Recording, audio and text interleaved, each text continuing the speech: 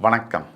ஆஸ்ட்ரோவேலின் நல்ல நேரம் நிகழ்ச்சியின் சார்பாக அத்துணை சப்ஸ்கிரைபர்களையும் எல்லா அன்பு உள்ளங்களையும் எனது நண்பர்களையும் வருக வருக என வரவேற்பதில் பெருமகிழ்ச்சி கொள்கிறேன்.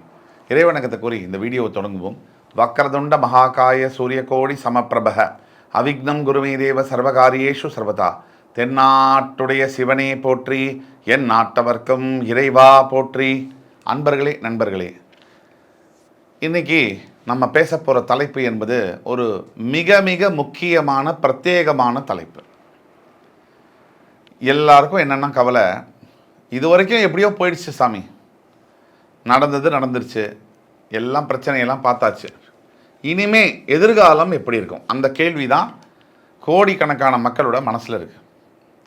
அந்த எதிர்காலத்தை பற்றிய விடயங்களை, கேள்விகளுக்கு பதில் தரும் வகையில் கிரகங்களுடைய மாற்றங்கள், பயிற்சிகள் தான் அமையும். முக்கியமாக 4 கிரக பயிற்சி தான் பயிற்சி அப்படின்னு சொல்லப்படுது. குரு பயிற்சி, ராகு கேது பயிற்சி, சனி பயிற்சி. இதில் ரொம்ப முக்கியத்துவம் வாய்ந்தது குரு பயிற்சி, சனி பயிற்சி. இதில் குரு பயிற்சி ஒரு ஆண்டுக்கு ஒரு முறை பெயர்றார். ஒரு ராசியை விட்டு இன்னொரு ராசிக்கு பெயர்கிறார்.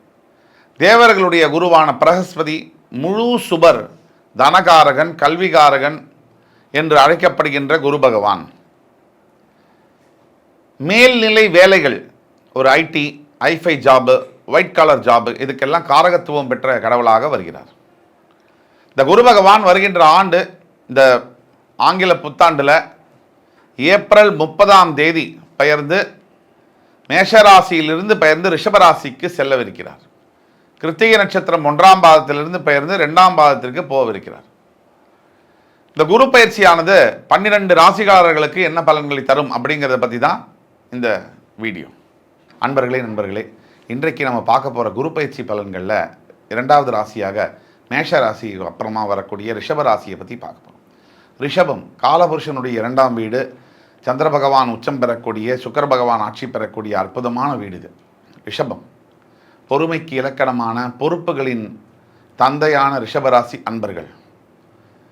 ரிஷபராசி அன்பர்களுக்கு கொஞ்சம் நல்லா தான் இருக்குது, டைம் பொதுவாகவே நல்லா இருக்குது. இப்போ உங்கள் ராசிக்கே குரு பகவான் வருகிறார். இதில் ஒரு சூட்சமம் இருக்குது. குரு பகவான், குரு பயிற்சி, குருவே நம்ம ராசிக்கு வராரே, நல்லது மட்டும்தான் நடக்கும் அப்படின்னு சொன்னால் அதில் கலந்த பலன்கள் இருக்கும். குரு பகவான் ரிஷபத்திற்கு ஆகாதவர். குருவுடைய பார்வை முழு சுபர் குரு பகவான் அப்படிங்கிறதுனால அவருடைய பார்வை என்பது வித்தியாசமான பலனை கொடுக்கும். அவருக்கு இருக்கின்ற இடத்திற்கு வித்தியாசமான பலனை தருவார். இப்படி இரட்டைய தன்மையாக இருக்கும். குரு பகவான் இருக்கின்ற ரிஷபராசிக்கு உடல் ஆரோக்கியத்தில் ஃபஸ்ட்டு பாயிண்ட்டு கவனம் ரொம்ப தேவை.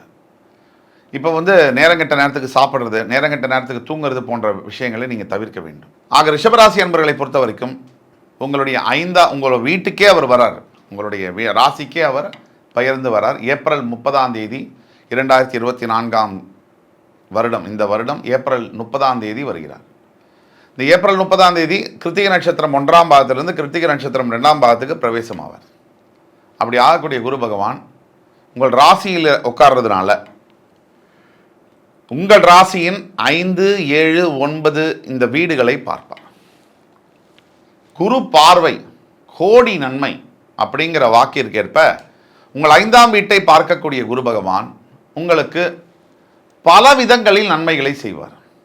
அதாவது ராசியில் வர்றதுனால ரிஷபம் உங்களுக்கு அஷ்டமாதிபதி அப்படிங்கிறதுனால ஒரு டிஃப்ரெண்ட்டான ரோலை அவர் செய்வார். அதாவது உடல் அமைதி, உடல் ஆரோக்கியம், மனசில் இருக்கக்கூடிய நிம்மதியெல்லாம் குலையிற அளவுக்கு சில வேலைகளை செய்வார். அதே சமயத்தில் பார்வையின் பலன்களை வேறு விதமாக செய்வார். 5ஆம் வீட்டை 5ஆம் பார்வையாக பார்ப்பதனால் நினைத்து பார்க்க முடியாத யோகங்களை தருவார் குரு பகவான். யோகங்களை கொடுப்பதில் பெயர் போனவர் குரு பகவான். அவர் கொடுக்கின்ற யோகம் என்பது சுபிட்ச யோகம். அதாவது அஷ்டலக்ஷ்மிகளும் சேர்ந்து உங்களுக்கு யோகம் கொடுத்தா எப்படியோ அந்த மாதிரியான யோகம். வீரியம், விஜயம், ஆயுர், ஆரோக்கியம், அபிவிருத்தியர்த்தம் அப்படின்னு சொல்லுவாங்க. ஆக சகல சௌபாகியங்களையும் தரக்கூடிய குரு பகவான் ரிஷபராசி அன்பர்களுக்கு 5ஆம் வீட்டை பார்ப்பதினால், புத்திர காரகனாக அவர் வருவதனால், புத்திர ஸ்தானத்தை அவர் 5ஆம் சிறப்பு பார்வையாக பார்ப்பதினால் கோடான கோடி ரிஷபராசி அன்பர்கள் யாருக்கு குழந்தை பாக்கியம் இல்லையோ, இத்தனை ஆண்டுகளாக குழந்தை பாக்கியம் இல்லாதவர்களாக இருக்கிறார்களோ அவர்களுக்கு குழந்தை பாக்கியத்தை, புத்திர பாக்கியத்தை கொடுக்கின்ற தெய்வமாக குரு பகவான் வருவார்.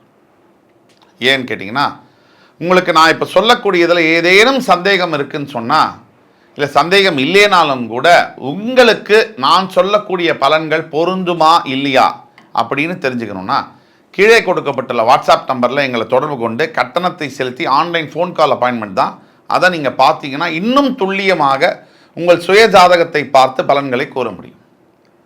ஆக புத்திர பாகியத்தை தரக்கூடியது குரு பகவான். அடுத்தபடியாக 7ஆம் வீட்டை அவர் 7ஆம் பார்வையாக பார்ப்பார். உங்களுடைய விருச்சிக ராசி, உங்களுடைய கன்னி ராசி 5ஆம் வீட்டை 5ஆம் பார்வையாகவும், உங்களுடைய விருச்சிக ராசி 7ஆம் வீட்டை 7ஆம் பார்வையாகவும் பார்ப்பார். இப்போ குரு பகவான் 7ஆம் பார்வையாக உங்களுடைய களத்திரஸ்தானத்தை பார்க்கிறார்னு வச்சுக்கோங்க. திருமண பாக்கியம், ரொம்ப வருஷமாக எனக்கு கல்யாண வரன் அமையவே இல்லை சார், குரு பார்வைன்னு சொல்கிறோம், குரு தரக்கூடிய யோகம்னு சொல்கிறோம், கல்யாண நேரம் வந்துருச்சுன்னு சொல்கிறோம். ஆக ரிஷபராசி அன்பர்களில் இருக்கக்கூடிய லட்சோப லட்ச மக்களுக்கு திருமண பாக்கியத்தை கொடுக்கக்கூடிய அளவில் குரு பகவான் வந்து திருமணத்தை நடத்தி வைப்பார். யாருக்கு திருமணமே ஆகலை, இனிமே ஆகவே ஆகாதுன்னு நம்பிக்கையெல்லாம் போயிடுச்சோ அவங்களுக்கு கூட திருமணம் நடத்தியே தீருவார். ஆக புத்திரபாகியத்தை 5ஆம் பார்வையாக கொடுப்பார். 7ஆம் பார்வையாக 7ஆம் வீட்டை பார்ப்பதனால் திருமண பாகியம், தொழிலில் முன்னேற்றங்களை கொடுப்பார். நீங்கள் செய்யக்கூடிய தொழில் அதில் முன்னேற்றங்களை ஏற்படுத்துவார். அடுத்தபடியாக உங்களுடைய 9ஆம் வீடு என்று சொல்லக்கூடிய மகர ராசியை அவர் பார்ப்பதனால், பாக்யஸ்தானத்தை குரு பகவான் பாக்ய பார்வையாக பார்ப்பதினால், நினைத்து பார்க்க முடியாத, கைக்கே எட்டாத, நடக்கவே நடக்காது சார், இது நடக்க வாய்ப்பே இல்லை அப்படின்னு உங்கள் மனசில் உங்கள் வாழ்க்கையில் ஒரு விஷயம் நீங்கள் நினச்சிட்டு இருக்கீங்கன்னு சொன்னால் அந்த நல்ல விஷயமானது நடக்கும். அப்போ கைக்கு எட்டினது வாய்க்கு எட்டணும், அதுதான் பாக்கியம். அந்த மாதிரி பாக்கியங்களை, உங்கள் கைக்கே எட்டாத விஷயங்களை, உங்கள் நினைவிற்கே எட்டாத விஷயங்களை கூட அள்ளி கொடுப்பார் குரு பகவான். ஆக இத்தனை பாக்கியங்களை அள்ளித்தரும் ஒரு கடவுளாக வருகிறார். இப்போ குரு பகவான் ஒரு பக்கம் குரு பயிற்சியில் உங்களுக்கு 5ஆம் வீடு, 7ஆம் வீடு, 9ஆம் வீடை பார்க்கிறார். அடுத்தபடியாக நீங்கள் மற்ற கிரகங்கள், முக்கியமான கிரகங்கள் எடுத்தீங்கன்னா சனி, ராகு, கேது. இப்போதைக்கு உங்களுக்கு சனி 10ஆம் வீட்டில் கும்பராசியில் இருக்கிறார். அதனால தான் நம்ம சொல்கிறோம், ரிஷபராசிக்கு அவர் பாக்யாதிபதி சனி 9ஆம் அதிபதி 10ஆம் வீட்டில் இருப்பது தர்ம கர்மாதிபதியை யோகத்தை கொடுக்கும்.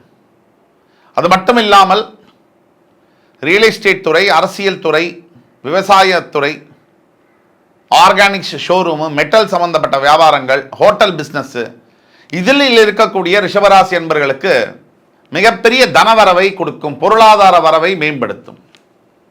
எதிர்பாராத அளவிற்கு சாதாரணமாக ஆயிரக்கணக்கில் பிஸ்னஸ் பண்ணிட்டு இருக்கிறவருக்கு கோடிக்கணக்கில் பிஸ்னஸ் செய்யக்கூடிய யோகங்களை கொடுப்பார். அடுத்தபடியாக 10ஆம் வீடு பார்த்துட்டோம், சனி பகவான். உங்களுடைய 11ஆம் வீடு என்று சொல்லக்கூடிய மீன ராசியில் அமர்ந்திருக்கக்கூடிய ராகு பகவான் 3, 6, 11 ராசியில் ராகு பகவான் 3, 6, 11, 12 இருந்தால் கூட ராகு பகவான் யோக காரகனாக மாறுகிறார். அந்த வகையில் உங்களுக்கு 11ஆம் வீட்டில் இருக்கக்கூடிய ராகு பகவானால் அதீத பொருள் வரவு, பொருள் வரவுன்னு சொன்னால் மில்லியன்ஸில் இருக்கிறவங்க பில்லியன்ஸில் ஏர்ன் பண்ணுறது, ஒரு சாதாரண தௌசண்ட்ஸில் இருக்கிறவங்க மில்லியன்ஸில் ஏர்ன் பண்ணுறது, அந்த மாதிரி பொருள் வரவை ஏற்படுத்துவார். அதே மாதிரி நிறைய வழிகளில் பொருள் வரும், ஒரு வழியில் மட்டும் இல்லாமல் மல்டிபிள் சோர்ஸ் ஆஃப் இன்கம்னு சொல்லுவோம், அந்த மாதிரி பொருள் வரவை ஏற்படுத்துவார். இந்த மாதிரியான அமைப்பில் உங்களுக்கு ஏகப்பட்ட நல்ல விஷயங்கள் நடக்குது. அதே மாதிரி உங்களுடைய 12ஆம் வீட்டில் இருந்த குரு பகவான் இதுநாள் வரை உங்களுடைய ராசிக்கே பெயரப்போகிறார், அதுதான் மிகுந்த யோகம். உங்கள் 5ஆம் வீட்டில் கேதுவும் இருப்பதனால் அந்த 5ஆம் வீட்டில் இருக்கக்கூடிய கேதுவை குரு பகவான் 5ஆம் பார்வையாக பார்க்க போவதனால் ஏப்ரல் 30ஆம் தேதிக்கு பிறகு ரிஷபராசி என்பவர்களுக்கு எதிர்பாராத யோகங்கள் கிடைக்கும், காலத்தின் கதவுகள் திறக்கும். இது ஒரு அற்புதமான காலகட்டங்களாக பார்க்கப்படுகிறது ரிஷபராசி என்பவர்களுக்கு. தெய்வம் உங்கள்கிட்ட இறங்கி அவரே வரம் கொடுக்கிற மாதிரியான காலங்கள். இறைவன் பக்தி மட்டும் உங்களுக்கு கொஞ்சம் இருந்து, கொஞ்சம் நிதானமும் கொஞ்சம் கன்சிஸ்டன்சி, இந்த பூஜா புனஸ்காரங்களை செய்யறதுல கொஞ்சம் தினமும் ஒரு 10 நிமிஷம் தியானம் இதெல்லாம் நீங்கள் செய்கிறீங்கன்னு சொன்னால் நீங்கள் நினைத்தே பார்க்க முடியாத அளவிற்கு யோகங்களை கொடுக்கும். இதில் வந்து சார் எதுவுமே இல்லை சார், ரொம்ப கஷ்டப்படுறோம் சார் அப்படின்னு சொல்கிறவங்களுக்கெல்லாம் தனிப்பட்ட ஜாதகத்தில் பிரச்சனை இருந்தால் மட்டும்தான் இந்த யோகங்களை உங்களால் அனுபவிக்க முடியாமல் போகக்கூடிய வாய்ப்புகள் இருக்குது. தனிப்பட்ட ஜாதகங்கள் உங்களுக்கு எந்த அளவில் அந்த யோகங்கள் வேலை செய்யும் அப்படிங்கிற சந்தேகங்களை கீழே கொடுக்கப்பட்ட வாட்ஸ்அப் நம்பரில் எங்களை தொடர்பு கொள்ளும்போது நாங்கள் சொல்லுவோம். துல்லியமாக உங்களுக்காக கணித்து கொடுப்போம். ஆக ரிஷபராசி அன்பர்களை பொறுத்தவற்றில் இந்த குரு பயிற்சியானது ஆயிரக்கணக்கான வரன்களை அள்ளித்தரும் ஒரு யோக பயிற்சியாக இருக்கிறது. புத்திர பாக்கியம், திருமண பாக்கியம், தொழில் பாக்கியம், வியாபாரத்தில் அபிவிருத்தி, நல்ல எண்ணங்கள், ஆன்மீக தரிசனங்களை தரும் இதுவாக இருந்தாலும் கூட உடல் ஆரோக்கியத்தில் மட்டும் ரொம்ப கவனம் தேவை என்ற வாக்கை கூறிக்கொண்டு அடுத்து வரும் காணொலியில் மறுபடி உங்களை எல்லோரும் சந்திக்கும் வரை என் அன்பு ரிஷபராசி நேயர்களே, உங்கள் எல்லோரையும் வணக்கம் கூறி விடைபெறுவது உங்கள் சுபாஷ் பாலகிருஷ்ணன். நன்றி, வணக்கம், வாழ்க வளமுடன்.